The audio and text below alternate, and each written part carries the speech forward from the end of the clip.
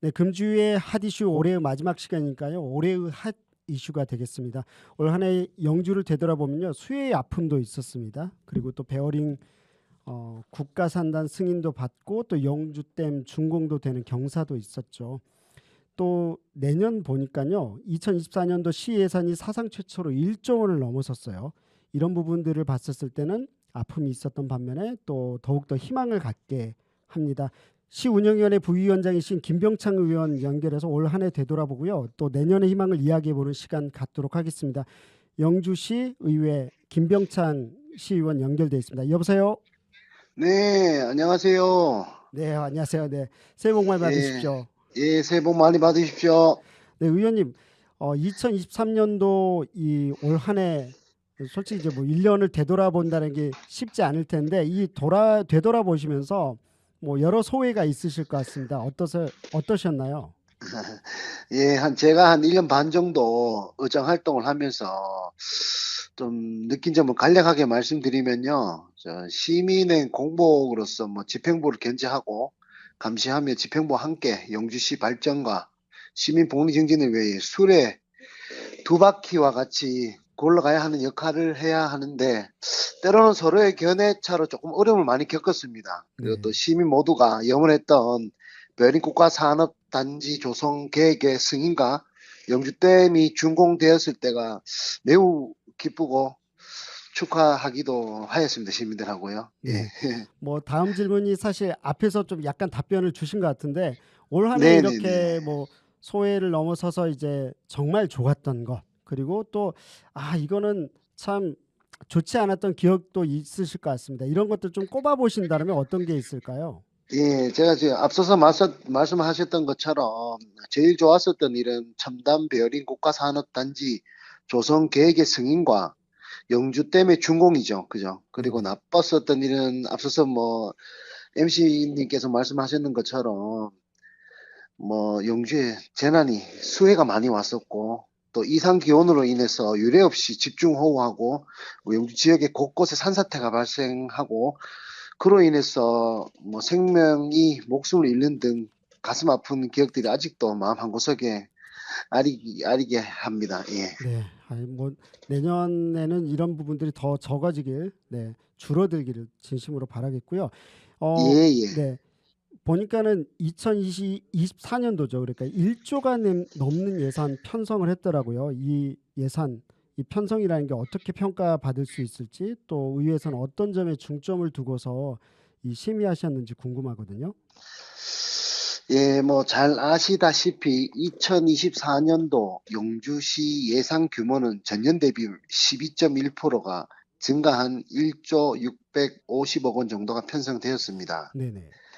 증가된 주된 사업은 내년부터 추진 예정인 첨단 베어링 국가 산업단지 조성비로 한 320억 원이 편성되었고요. 네.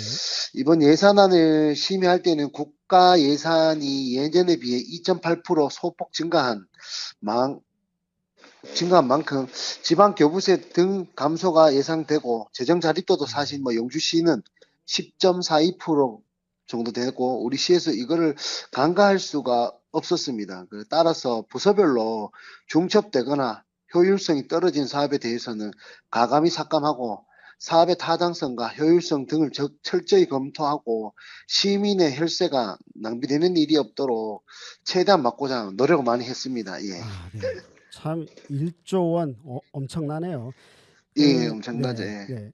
그 김병창 의원님이 운영위원회에서도 이제 속해 있지만 보니까 소관 상임위원회가 경제도시위원회더라고요. 그래서 아무래도 베어링 국가산업단지 승인이나 또 영주댐 준공 승인 이런 부분에 대해서 누구보다 이제 관심도 크실 테고 또 추진 과정에서도 많은 노력을 하셨을 거라 생각이 듭니다.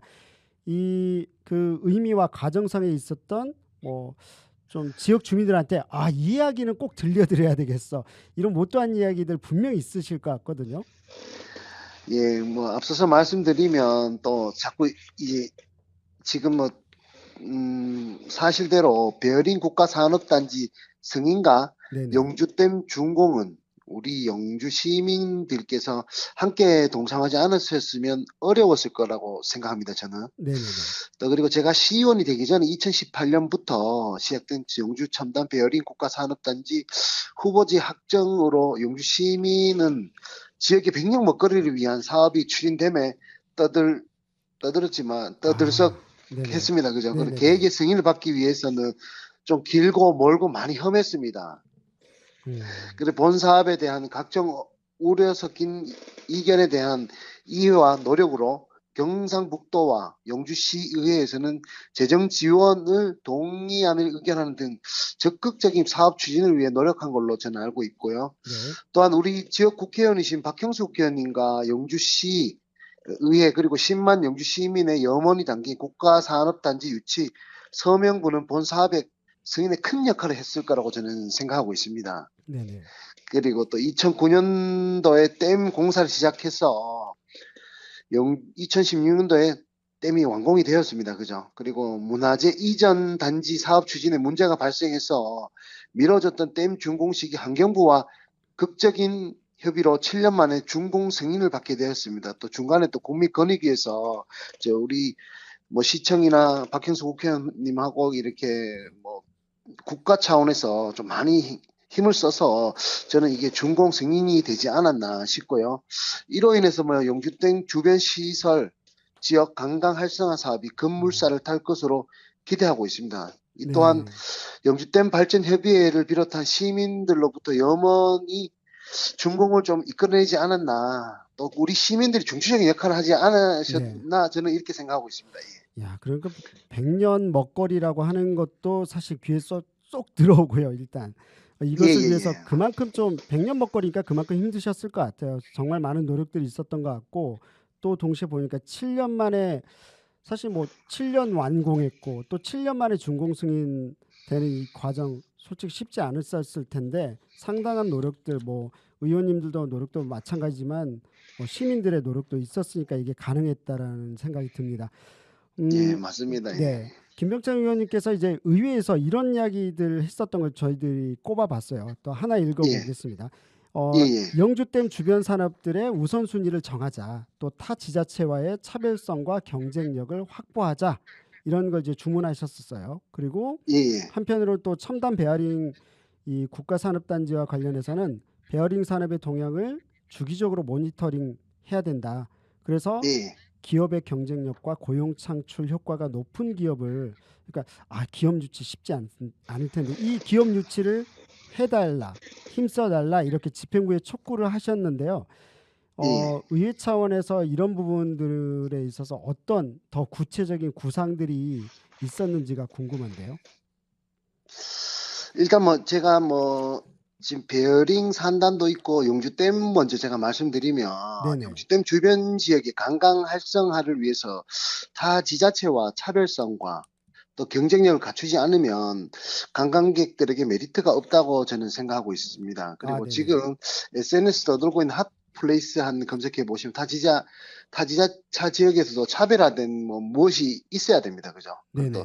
다른 지역과 비슷한 계획으로는 경쟁력에서 이길 수 없지 않습니까? 그죠? 네네. 그래서 집행부와 시의회는 기업의 흥망성쇠로 책임지는 오너로서 지역 경제를 활성화시킬 수 있는 사업을 구상하여 사업을 추진하고 관광객들의 버킷리스트에 담고 싶은 지역으로 남을 수 있도록 차별성에 중점을 두고자 저는 그렇게 생각하고 있습니다. 네, 또한 차별성. 네. 첨단 베어링 국가산업단지의 경우에는 뭐 산단 조성 계획의 승인은 받았지만 제가 봤을 때 이제부터 시작이라고 생각합니다. 뭐냐면 네. 산업단지의 승인을 받기 위해서 집행부에서 베어링 관련 업체들을 찾아다니면서 산단에 조성되면 입주하겠다라는 의향서를 분양 대비 한 120% 정도 받은 걸로 알고 있습니다. 네네. 근데 그러나 실제와 의향은 조금 다를 거예요. 뭐냐면 음, 전국에 큰 꿈에 부풀어 산단을 조성하는 가정에서 분양이 되지 않고 애를 먹는 지방자치단체가 제가 알기로 지금 많은 걸로 알고 있습니다. 네네. 따라서 뭐 베링 관련 기업들이 영주로 이전해서 사업을 할 경우 이득이 될 수 있는 부분 뭐 쉽게 얘기하면 인센티브를 부여해서 강점을 두고 사업을 추진해야 할 것으로 저는 생각하고 있거든요. 네네. 또한 또 경쟁력이 높은 기업들이 유치함으로써 인구 감소로 인한 지역 소멸을 극복하고 지역 경제가 활성화될 수 있도록 집행부와 저는 함께 노력해서 의회가 집행부가 양바퀴 잘 돌아갈 수 있도록 꼭 노력하겠습니다. 네. 예. 아니 뭐 의원님께서 말씀하셨지만 장밋빛 미래가 아니라 또 현실적으로 봐야 될 건 봐야 된다고 이렇게 지적한 것만 보더라도 예, 좀 예. 네, 상대적으로 좀 미래가 밝은 편인 것 같습니다. 제가 볼 때는. 예, 네, 고맙습니다. 네. 예. 그 이 밖에도 보니까요. 그 의정자료 찾아보니까 의원님께서 학술 연구 영역 관리 방안 개선 요구도 하셨고요. 또 영주시 이건 맞아요. 인구 감소 문제와 미래 먹거리 발굴 뭐 앞에하고 연결되겠지만 네. 그 인구 감소 너무 중요하잖아요. 이 부분. 그래서 지금 보면 광역 관광 개발과 지역 관광 협력 방안 이렇게 제안을 하셨어요. 이 신화의회가 인구 감소라든지 이런 것을 위해서 어떤 노력을 어느 정도 하고 있는지 궁금하거든요. 그만 말씀을 앞서서 뭐 해주셨는데 참 네, 영주시의 인구가 지금 10만의 붕괴에 사실 위기에 처해 있습니다. 그리고 네네, 집행부와 의회에서는 이를 지키기 위해서 각종 사업을 제안하고 있고요. 또 한 예를 들어서 인구정책 지원 조례를 개정하여 관내 고등학교 학생들과 폴리텍, 영주 캠퍼스 학생 등 뭐 기숙사에 거주하는 학생들을 전입 대상으로 지원해 주고요. 다자녀 가구의 기준을 과거에는 뭐 3자녀에서 2자녀 이상으로 확대하여 각종 혜택을 지원하는 등 인구 감소를 해소시키자 지금 뭐 엄청나게 노력하고 있습니다, 저희가. 또 네, 그러나 뭐 이러한 사업들을 모두 임시적인 사실 뭐 방편일 뿐인 것 같아요. 제가 봤을 때는 인구 감소를 줄일 수 있는 최선의 양과 질은 일자리와 이를 뒷받침할 수 있는 정주 여건이 조성이